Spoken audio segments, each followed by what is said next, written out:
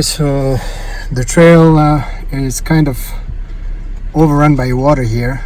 I'm not sure how much water it is here.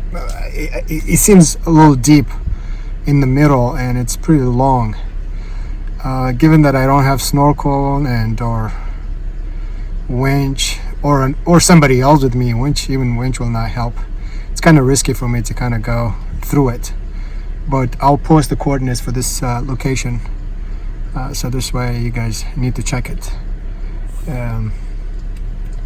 Make sure that you either are in a company with some other vehicles, but if you're coming by yourself, you would know.